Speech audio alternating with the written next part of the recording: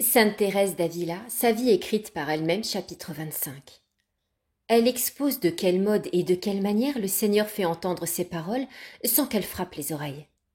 Elle montre quelques illusions qui peuvent s'y rencontrer et le moyen de les reconnaître. Ce chapitre est très important pour celui qui est arrivé à ce degré de raison, parce que ce sujet y est bien exposé et renferme une doctrine excellente.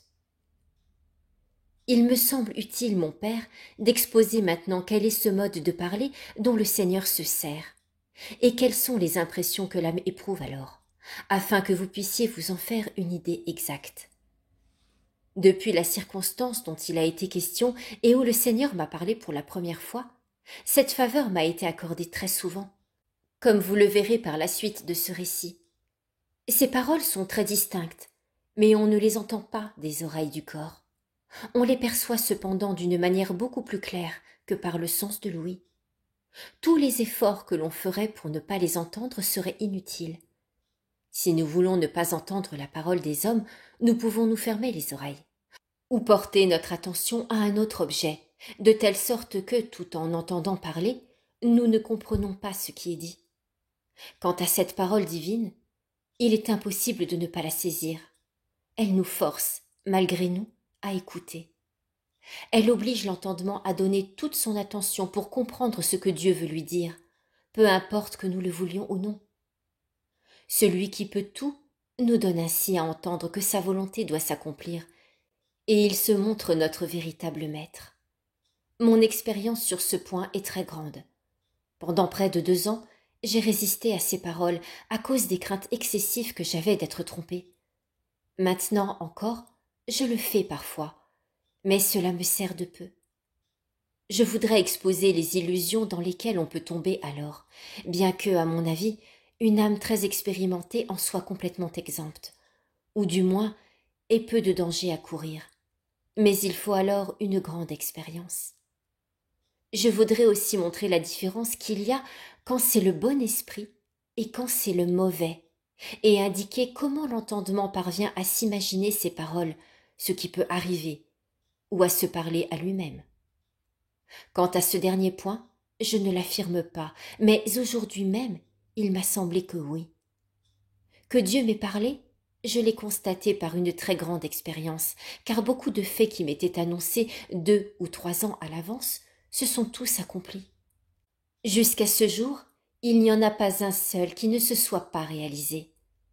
Il y a encore d'autres choses où l'Esprit de Dieu se voit d'une manière claire, comme je le dirai dans la suite. Il peut arriver, ce me semble, qu'une personne qui recommande une chose à Dieu avec beaucoup de désir et de préoccupation s'imagine entendre une réponse, et en particulier que la chose se fera ou ne se fera pas. Cela, en effet, est très possible. Mais quiconque a entendu les paroles de Dieu verra clairement ce que c'est. La différence est grande entre les unes et les autres.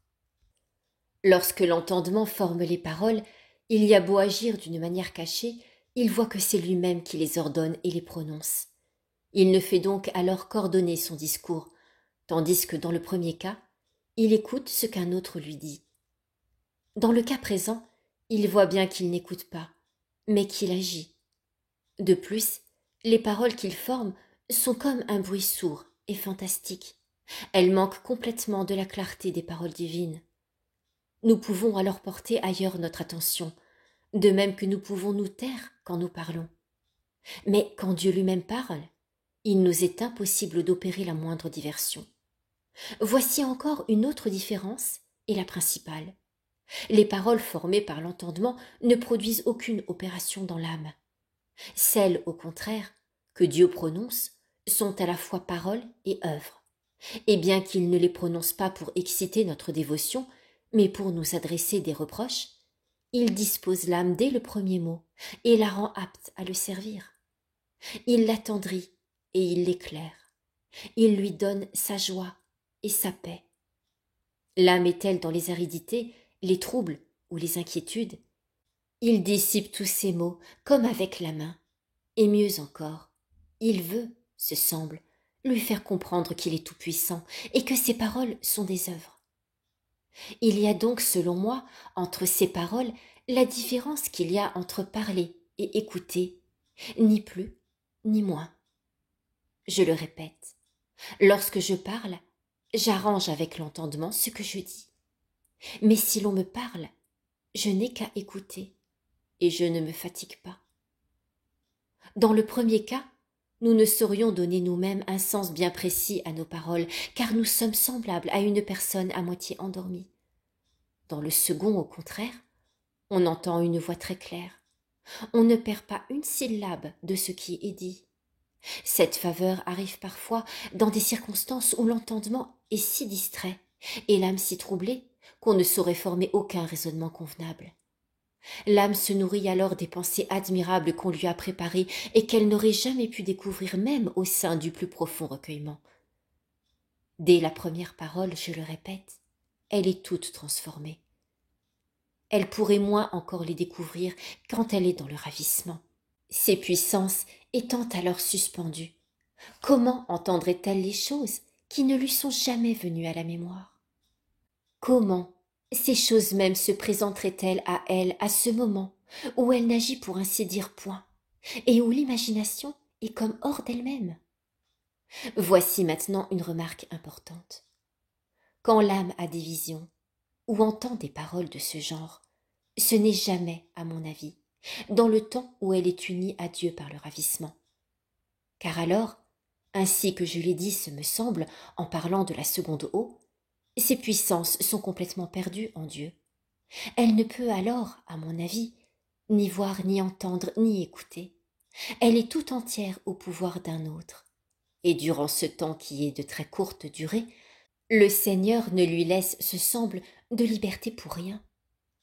Or, les faveurs dont je parle ont lieu quand ce temps très court est passé, et que l'âme se trouvant encore dans le ravissement, ses puissances, sans être complètement perdues en Dieu, n'opèrent presque pas, et sont comme absorbées et inhabiles à former des raisonnements. Il y a tant de moyens de discerner la différence dont je parle que si l'on y est trompé une fois, on ne le sera pas souvent.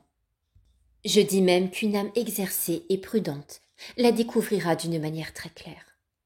Sans parler des autres motifs qui démontrent la vérité de ce que j'avance, les paroles formées par notre entendement ne produisent aucun effet, et l'âme ne les accepte pas, tandis qu'elle est forcée d'admettre celles de Dieu. De plus, elle n'ajoute pas foi aux siennes, elle les regarde plutôt comme des rêveries de l'entendement, et elle n'en fait pas plus de cas que des paroles d'une personne en délire. Les autres paroles, au contraire, nous les écoutons comme celles d'une personne très sainte, très instruite, ou douée d'une grande autorité, qui, nous le savons, est incapable de nous tromper. Et encore cette comparaison est trop basse. Ces paroles, en effet, se font entendre parfois avec une majesté souveraine, et sans considérer celui qui nous les dit, nous sommes pris de frayeur si ces paroles sont pour nous des reproches. Mais si elles sont des paroles d'amour, elles nous consument d'amour. De plus, il s'agit, comme je l'ai dit, de choses qui étaient bien loin de notre mémoire. En un instant, elles nous procurent des vérités si profondes qu'il nous aurait fallu beaucoup de temps pour les mettre en ordre. Il me semble donc absolument impossible d'ignorer qu'elles ne sont point le produit de notre entendement. Aussi, il est inutile de m'expliquer davantage, car une âme qui a de l'expérience ne saurait jamais, selon moi, tomber ici dans l'illusion, à moins que, de propos délibérés, elle ne veuille se tromper elle-même. Il m'est arrivé souvent d'hésiter quelque peu à croire ce qui m'avait été dit et de me demander si je n'avais pas été victime d'une illusion.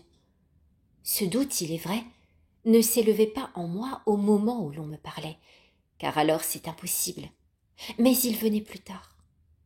Et cependant, longtemps après, je voyais l'accomplissement de tout ce que j'avais entendu.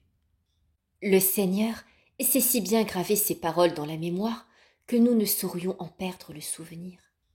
Celles, au contraire, qui viennent de nous, ressemblent à un premier mouvement de la pensée.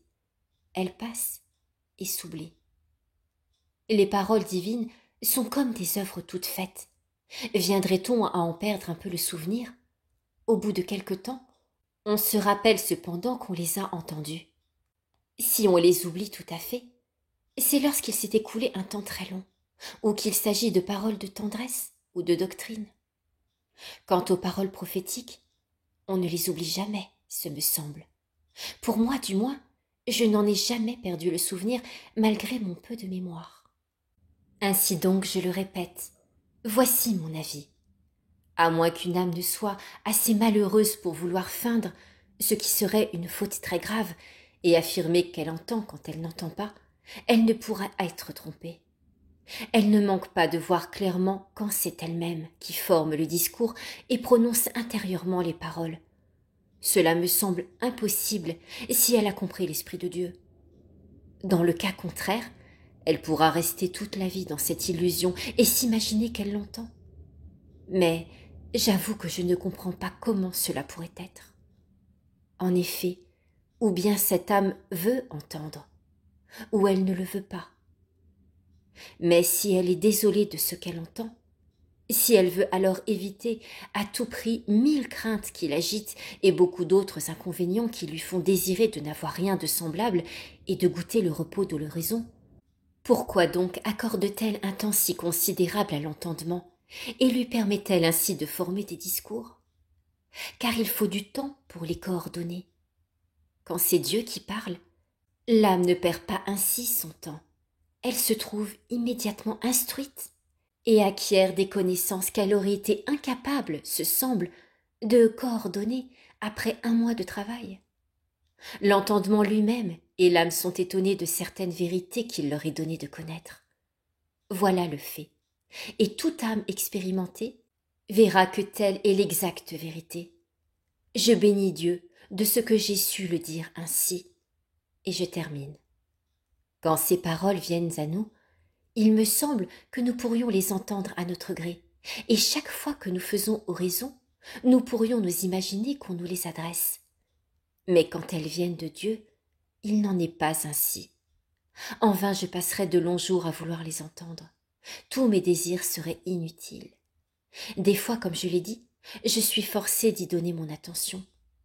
Quelqu'un voudrait-il tromper les autres en donnant comme parole de Dieu les discours de son propre entendement? Il serait peu gêné, ce me semble, pour affirmer qu'il a entendu ces paroles des oreilles du corps. Et en vérité, jamais je n'avais même pensé qu'il y eût une autre manière d'entendre et de connaître jusqu'au jour où je l'ai constaté par moi-même. Mais comme je l'ai dit, cette expérience m'a coûté cher. Quand les paroles viennent du démon, non seulement elles n'engendrent pas de bons effets, mais elles en produisent de mauvais. Cela ne m'est arrivé que 2 ou 3 fois, et encore le Seigneur a daigné me prévenir tout de suite que c'était le démon. Sans parler de la grande aridité qui lui reste, l'âme ressent alors une inquiétude semblable à celle que, par une permission de Dieu, j'ai éprouvée souvent au milieu de grandes tribulations et de diverses peines intérieures. Bien qu'il me tourmente fréquemment, ainsi que je le dirai plus tard, il produit une inquiétude dont on ne peut découvrir la cause. Il semble que l'âme résiste, se trouble et s'agite sans savoir de quoi. Car ce que le démon lui fait entendre n'est pas mauvais, mais plutôt bon. Je me demande si cette inquiétude ne vient pas de ce qu'un esprit en sent un autre. Le goût et les plaisirs que procurent les paroles du démon diffèrent souverainement, à mon avis, de ceux qui viennent de Dieu. Le démon, néanmoins, pourrait, par ses douceurs, tromper celui qui ne connaît pas et n'a jamais savouré les véritables délices du Seigneur. Je désigne par là une joie, une consolation douce, forte, pénétrante, délicieuse, tranquille. Car je ne donne pas le nom de dévotion à certaines affections de l'âme qui se manifestent par les larmes, ni à ces petits sentiments qui, comme des fleurs naissantes, se fanent au premier souffle de la persécution. Évidemment, ces débuts sont louables et ces dispositions sont saintes. Mais cela ne suffit pas pour que l'on puisse discerner les effets du bon et du mauvais esprit. Aussi faut-il agir toujours avec beaucoup de prudence, car les personnes qui ne seraient pas élevées dans l'oraison au-dessus de ces grâces dont je viens de parler pourraient facilement se laisser tromper, si elles avaient des visions ou des révélations. Pour moi, je n'ai jamais été favorisée de ces 2 dernières grâces avant d'avoir été élevée par la pure bonté de Dieu à l'oraison d'union. excepté lorsque le Christ m'apparut la première fois. Il y a de longues années, comme je l'ai déjà dit. Plût à Sa Majesté que j'eusse compris alors que c'était une vraie vision, comme je l'ai su depuis. Ce n'eût pas été pour moi un petit avantage. Quand le démon nous parle, il ne procure à l'âme aucun calme intérieur. Il la laisse plutôt comme saisie de frayeur et en proie à un grand dégoût. Mais j'en suis bien persuadée, il ne trompera pas. Et Dieu ne lui permettra pas de tromper une âme qui se défie absolument d'elle-même, qui est prête, tellement sa foi est vive, à endurer 1000 morts pour défendre un seul article du credo. Avec cet amour de la foi que Dieu lui infuse de suite, et qui constitue sa foi vive et forte, elle s'applique sans cesse à se conformer aux enseignements de l'Église. Elle s'éclaire près des uns et des autres. Elle est enfin tellement affermie dans ses vérités de foi que malgré toutes les révélations possibles, verrait-elle le ciel entr'ouvert. Elle ne se laisserait pas ébranler sur un seul des points que l'Église nous propose de croire. Si un instant elle est hésitante sur un point ou s'arrête à dire « Mais si Dieu me parle de la sorte, ce qu'il me fait entendre pourrait bien être aussi vrai que ce qu'il a révélé aux saints. » Je dis non pas qu'elle le croie, mais que le démon commence à la tenter par un premier mouvement. Si elle s'y arrêtait, ce serait déjà évidemment très mal. Et j'ajoute même que ces premiers mouvements sont très rares, quand l'âme possède cette force que Dieu accorde à ceux qu'il favorise des grâces dont je parle, car elles se sont capables de confondre tous les démons pour soutenir la plus petite des vérités que l'Église enseigne. Si l'âme, je le répète, ne découvre pas en elle ce courage indomptable, si les tendresses de la dévotion ou les visions ne lui procurent pas une foi plus vive, elle doit se convaincre que toutes ces faveurs ne sont pas sûres. Le préjudice qu'elle en retire peut ne pas se manifester immédiatement, mais avec le temps, il deviendrait très grand. Je le vois, et je le sais par expérience. On adhère à une faveur considérée comme venant de Dieu, qu'autant qu'elle est conforme à la Sainte Écriture. Si elle s'en écarte tant soit peu, je serai, ce semble, incomparablement plus portée à voir en elle un piège du démon, que je ne le suis à découvrir dans les faveurs dont je jouis présentement, la main si manifeste pourtant de Dieu lui-même. Il n'est pas nécessaire alors de chercher d'autres signes, ni même d'examiner de quel esprit il s'agit. Cette seule marque dévoile si bien les ruses de l'esprit mauvais que le monde tout entier assurerait-il que c'est l'esprit de Dieu? Je ne le croirais pas. Quand le démon nous parle, tous les biens semblent se cacher et s'enfuir. L'âme est dans le trouble et le dégoût. Aucun effet bon n'est produit en elle. Bien que cet esprit mauvais semble lui inspirer de bons désirs, ces désirs ne sont pas généreux. L'humilité qu'il laisse est fausse, inquiète et sans douceur. Une âme qui a l'expérience des effets du bon esprit le comprendra, je crois très bien. Malgré tout, le démon peut nous tendre une foule de pièges. Il n'y a aucune chose d'ailleurs ici de tellement assurée qu'il ne soit encore plus sûr de craindre, de nous tenir sur nos gardes et d'avoir un directeur éclairé auquel on ne cache rien. Avec cela, aucun dommage n'est à redouter. Quant à moi, si j'en ai subi beaucoup, c'est par suite des craintes excessives de certaines personnes. Voici ce qui m'est arrivé une fois entre autres. Plusieurs serviteurs de Dieu auxquels j'accordais, à juste titre, une entière confiance s'étaient réunis à mon sujet. Je ne traitais d'ordinaire qu'avec l'un d'eux. Mais sur son ordre, je communiquais aussi à d'autres ce qui se passait en moi. Ceux-ci, à leur tour, s'entretenaient sérieusement du remède à donner à mon âme, car ils me portaient beaucoup d'intérêt et craignaient que je ne fusse trompée. Je le craignais moi-même très vivement quand j'étais hors de l'oraison, car une fois dans cet exercice, je me rassurais aussitôt à la moindre faveur de Dieu. Ils étaient donc, je crois, 5 ou 6, et tous de grands serviteurs de Dieu pour délibérer à mon sujet. Mon confesseur me déclara, que d'après leur avis, ce qui se passait en moi venait du démon, que je devais communier moins souvent et chercher à me distraire pour fuir la solitude. Mes craintes étaient très vives, comme je l'ai déjà dit, et mon mal de cœur les favorisait. Bien souvent, même en plein jour, je n'osais rester seule dans une chambre. Voyant donc que tant de personnes affirmaient ce que je ne pouvais croire, je fus en proie à un très grand scrupule à la pensée que c'était peu d'humilité de ma part. Tous d'ailleurs menaient une vie bien plus édifiante que la mienne, et de plus ils étaient instruits. Pourquoi donc ne pas me ranger à leur avis? Je faisais tous mes efforts pour les croire, et en considérant ma triste vie, je pensais qu'ils devaient avoir raison. Un jour, sous le poids d'une telle affliction, je sors de l'église et j'entre dans un oratoire. Depuis longtemps déjà j'étais privée de la communion, et je ne gardais plus la solitude qui faisait toutes mes délices. Je n'avais même personne à qui je pusse m'ouvrir. Tout le monde était contre moi. Les uns semblaient me tourner en dérision quand ils m'entendaient parler de mes tourments. À leurs yeux, ce n'était que de l'illusion.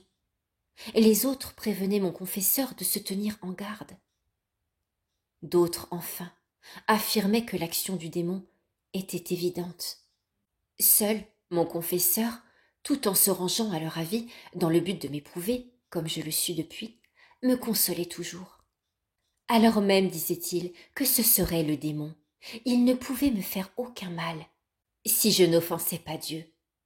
Il ajoutait que cette épreuve passerait, et que je devais conjurer instamment le Seigneur de m'en délivrer. Lui-même, de son côté, le lui demandait avec la plus grande ferveur, ainsi que les personnes qu'il confessait et beaucoup d'autres encore. Quant à moi, je ne cessais de prier et de faire prier tous ceux que je croyais être les serviteurs de Dieu pour obtenir de Sa Majesté qu'elle daignât me conduire par un autre chemin. Pendant les 2 années, ce me semble que dura cet état, je suppliais constamment le Seigneur de m'accorder cette grâce. Pour moi, je ne goûtais aucune consolation à la pensée que le démon pouvait me parler si souvent, car depuis le jour où je ne prenais plus mes heures de solitude pour faire oraison, le Seigneur m'élevait dans le recueillement au milieu même d'une conversation. Malgré mes résistances, il me disait ce qu'il jugeait convenable, et, coûte que coûte, il me fallait l'entendre. Me trouvant donc seule dans l'oratoire, sans une personne pour me consoler de mes peines, impuissante à prier ou à lire, épouvantée en quelque sorte d'une tribulation si profonde, redoutant d'être trompée par le démon, plongée enfin dans un trouble et un accablement complet, je ne savais plus que devenir. Parfois, souvent même, j'avais eu des afflictions de ce genre, mais jamais, ce me semble, le tourment n'avait été si profond. Je demeurais ainsi 4 ou 5 heures sans recevoir de consolation, ni du ciel, ni de la terre. Le Seigneur me laissait abîmer dans la souffrance et dans l'appréhension de 1000 dangers. Ô Seigneur de mon âme, comme vous êtes bien l'ami véritable. Vous, le Tout-Puissant, vous pouvez tout, dès que vous voulez. Non, jamais vous ne cessez d'aimer ceux qui vous aiment. Ô Maître du monde, que toutes les créatures vous louent. Qui donc aura la voix assez puissante pour proclamer en tout lieu combien vous êtes fidèle à vos amis? Toutes les créatures d'ici-bas peuvent nous manquer, mais vous, le maître de tout l'univers, vous ne nous manquez jamais. Que vous laissez peu souffrir vos amis. Ô mon Dieu, quelle délicatesse, quelle attention, quelle tendresse vous leur témoignez. Oui, heureux, celui qui n'a jamais aimé que vous. Vous semblez, ô Seigneur, traiter avec rigueur ceux qui vous aiment, afin que l'excès de la souffrance fasse mieux comprendre l'excès, plus grand encore, de votre amour. Ô mon Dieu, que n'ai-je assez de talent, assez de science et un langage nouveau pour exalter vos œuvres, aussi bien que je les comprends. Tout cela me manque, ô mon Dieu. Mais si, du moins, vous ne cessez pas de me protéger, je ne vous abandonnerai jamais. Que tous les savants s'élèvent contre moi, que toutes les créatures me persécutent, que tous les démons me tourmentent. Mais vous, ô mon Dieu, ne m'abandonnez pas. Je sais maintenant, par ma propre expérience, quels avantages retirent des combats ceux qui mettent leur confiance en vous seul. Tandis que j'étais au comble de la fiction dont je viens de parler, et bien que je n'eusse encore jamais eu de vision, ces paroles seules suffirent pour dissiper ma peine et établir en moi un calme parfait. N'aie pas peur, ma fille, c'est moi. Je ne t'abandonnerai pas. Ne crains pas. Vu l'état où j'étais, il aurait fallu, ce semble, de longues heures pour ramener la sérénité dans mon âme, ou plutôt personne n'aurait pu y réussir.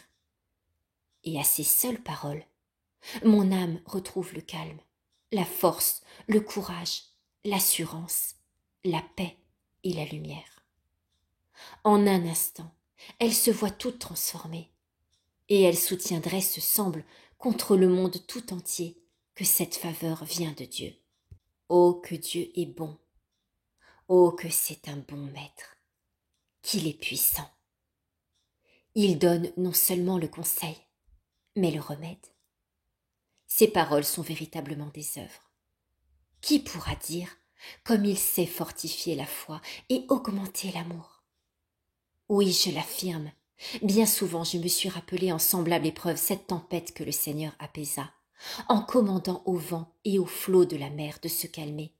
Et je disais, quel est donc celui auquel obéissent ainsi toutes les puissances de mon âme, qui en un instant fait resplendir la lumière au sein de ténèbres aussi profondes, qui attendrit un cœur aussi dur, pour ainsi dire que la pierre, et répand de douces larmes dans un jardin où la sécheresse devrait peut-être exercer longtemps encore ses ravages?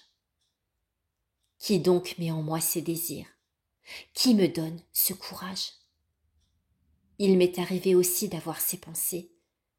De quoi ai-je peur? Qu'est-ce donc?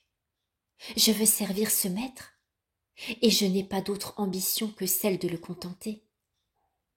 Je ne veux goûter ni joie, ni repos, ni aucun autre bien. Ce que je veux, c'est l'accomplissement de sa volonté. Tels étaient mes sentiments, j'en étais bien certaine, ce semble, et je pouvais l'affirmer.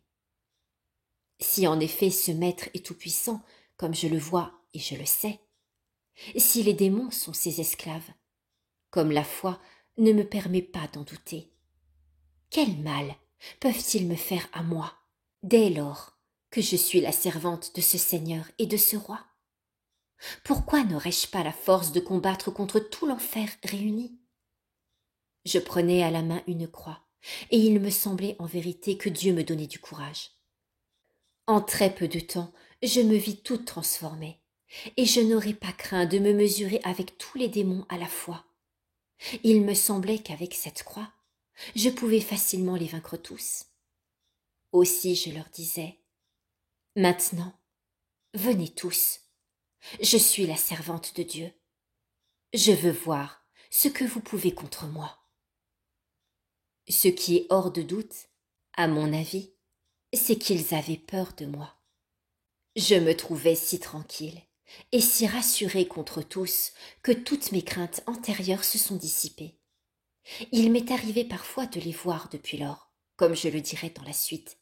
Non seulement je n'en avais presque aucune crainte, mais il me semblait plutôt que j'étais pour eux un objet de terreur. J'avais donc acquis, par la bonté manifeste du maître du monde, un tel empire contre eux, que je n'en faisais pas plus de cas que de simples mouches. À mon avis, ils sont tellement lâches que s'ils se voient méprisés, ils n'ont plus aucun courage. Ces ennemis n'attaquent que ceux-là seuls qu'ils voient déjà se rendre à discrétion, ou les justes que le Seigneur destine à retirer un plus grand bien de l'épreuve et de la tentation. Daigne Sa Majesté imprimer en nos cœurs la seule crainte que nous devons avoir, et nous faire comprendre qu'un seul péché véniel peut nous causer plus de mal que tout l'enfer réuni, comme c'est la vérité. Si les démons nous causent de l'effroi, c'est que nous nous troublons nous-mêmes par notre attachement aux honneurs, aux richesses et aux plaisirs. Ils nous voient lutter avec eux contre nous-mêmes, aimer et rechercher ce que nous devrions avoir en horreur. Et alors ils unissent leurs efforts aux nôtres et nous font le plus grand mal. Nous leur fournissons nous-mêmes, pour qu'ils les retournent contre nous, ces armes qui devraient servir à notre défense. C'est une vraie pitié. Mais si nous pratiquons un renoncement absolu pour l'amour du Sauveur, si nous embrassons la croix, si nous nous appliquons à le servir en toute vérité, le démon prend la fuite. Il redoute comme la peste les dispositions fondées sur la vérité. Il est ami du mensonge, et le mensonge même. Aussi, il ne fera jamais de pacte avec celui qui marche dans la vérité. S'il voit notre entendement obscurci, il emploie toutes les ruses pour fermer complètement nos yeux à la lumière. Vient-il à rencontrer quelqu'un d'assez aveugle pour chercher son repos dans les vanités d'ici-bas aussi futiles, en vérité que des jeux d'enfants? Il reconnaît à ses signes que ce n'est qu'un enfant. Aussi, il le traite comme tel. Il s'enhardit à lui livrer de nouveaux combats, non pas une fois, mais souvent.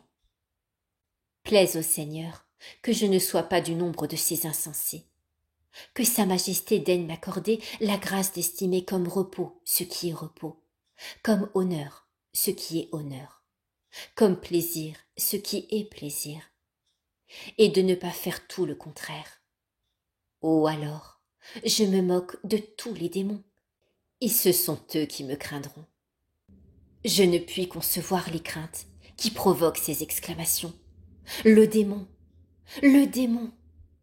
Quand nous pouvons dire mon Dieu, et faire ainsi trembler l'esprit de ténèbres. Ne savons-nous pas qu'il ne peut faire le moindre mouvement si Dieu ne le lui permet? Pourquoi donc ces frayeurs?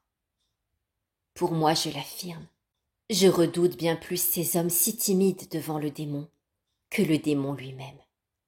Lui ne me peut nuire en rien. Les autres dont je parle, surtout s'ils sont confesseurs, jettent l'âme dans les plus grandes inquiétudes. J'en ai tant souffert durant plusieurs années que je m'étonne maintenant d'avoir pu le supporter. Béni soit le Seigneur qui m'a prêté un secours si efficace.